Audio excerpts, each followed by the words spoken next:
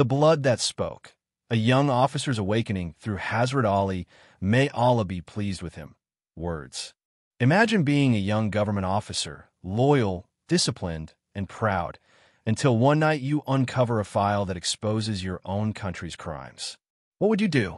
This is the true weight of Hazrat Ali, may Allah be pleased with him. Words. Do not build your power on blood. This story will shake your soul and make you question, what does justice truly mean? The city slept under a fog of silence that night, thick, uneasy, and heavy with secrets. Officer Zaid Rahman sat alone in his car, staring at the flickering streetlight outside the Defense Ministry's old gate. His badge gleamed faintly under the pale moon, but it felt like a weight pressing on his chest rather than a symbol of pride. He had joined the government to serve justice, to protect the people, to make his late father proud. But lately, he wasn't sure who the real enemy was anymore. The radio crackled. Operation Falcon is green. Target secured at coordinates 31.07. Zaid's heart sank. He knew those coordinates. It wasn't a military base. It was an old settlement on the outskirts, home to poor villagers, mostly widows and children displaced by war. Rumor had it that a few rebels hid there, but he had never seen evidence.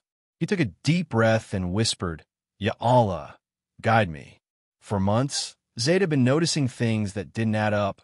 Missing reports, silenced journalists, and a growing number of unregistered casualties in the ministry database. His mentor, Colonel Nasser, had warned him not to ask too many questions. You're young, Rahman. Learn to obey before you learn to think, he had said with a grin that carried both pride and menace. But tonight, something in Zaid snapped. He couldn't unsee the faces of those villagers, especially a little boy named Yusuf who had once saluted him with innocent eyes, calling him the good soldier. The good soldier. He clenched his fist. Was he still that? His phone buzzed. A message. Unknown number. Before you act, read the truth. Letter 53 of Nahjulbalagha. Hazrat Ali, may Allah be pleased with him, command to Malik al-Ashta. A link followed. Zaid frowned. The Nahjulbalagha? He remembered hearing about it from his mother, who often quoted Hazrat Ali, may Allah be pleased with him, when teaching him right from wrong. He clicked the link. The words appeared on the dim screen, their Arabic calligraphy glowing like flame. Beware. Abstain from shedding blood without a valid cause. There is nothing more harmful than this which brings about one's ruin. The blood that is willfully shed shortens the life of a state.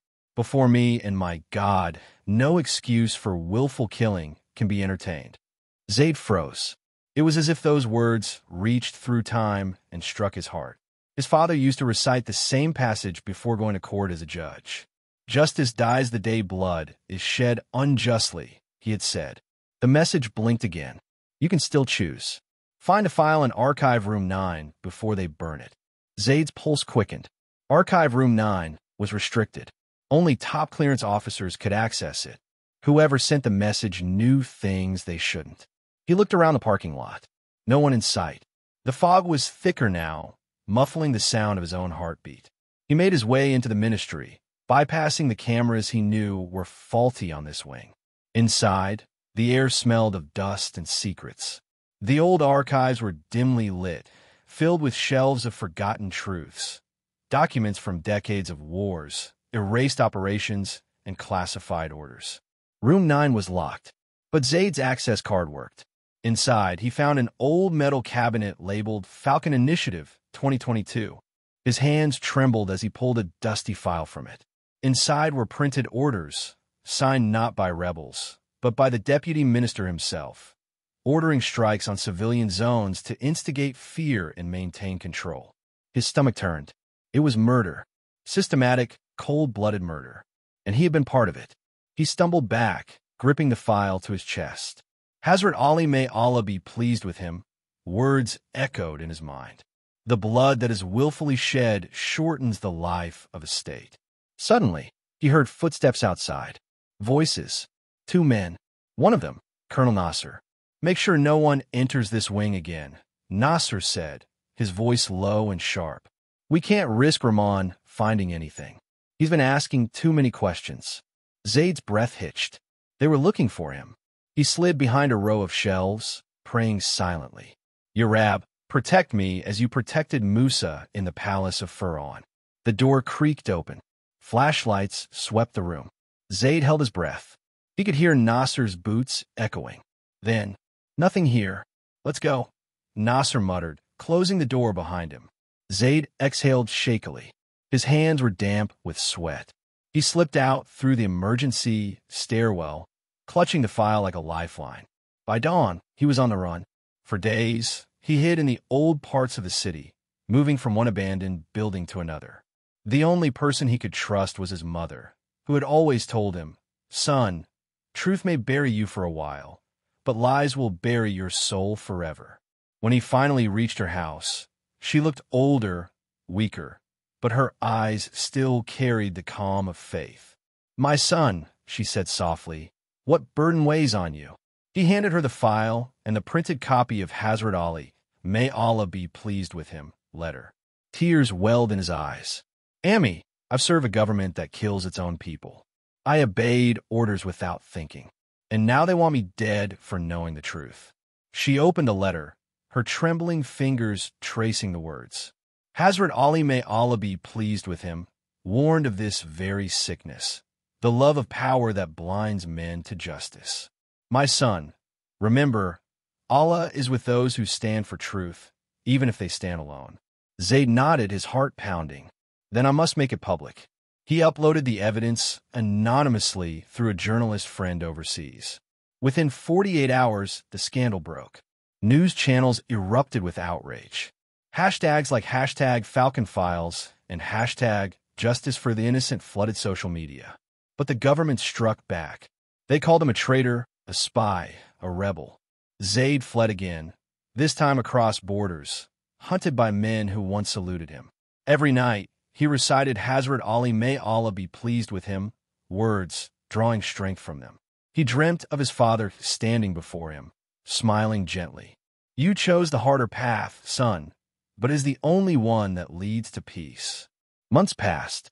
A revolution stirred quietly in the country.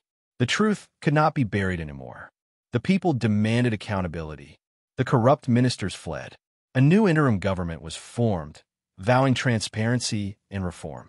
One morning, Zayd received an encrypted message. "Return home. Justice has awakened."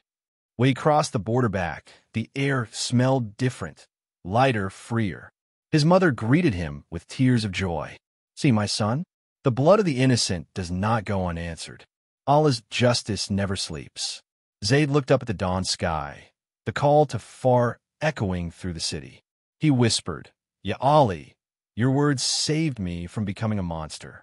Later, he stood before the nation on live broadcast, holding Hazrat Ali, may Allah be pleased with him, letter. He read aloud, "Do not wish to build the strength of your state on blood, for it is this blood which ultimately weakens the state and passes it into other hands." Silence filled the hall. Then applause erupted, long, thunderous, unstoppable. For the first time, Zayd felt peace. He realized something profound.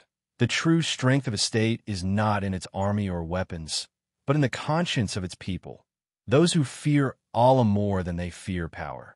Years later, when children in schools studied the Falcon scandal, they learned not about treachery, but about courage.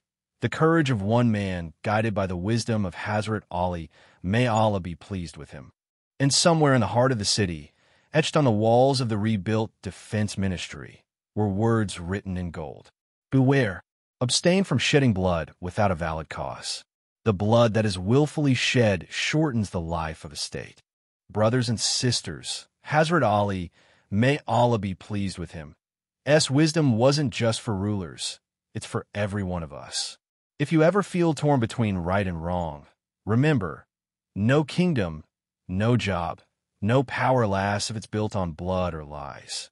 Subscribe to Deen in Minute, where stories like this awaken hearts, revive justice, and remind us that Allah's truth always prevails.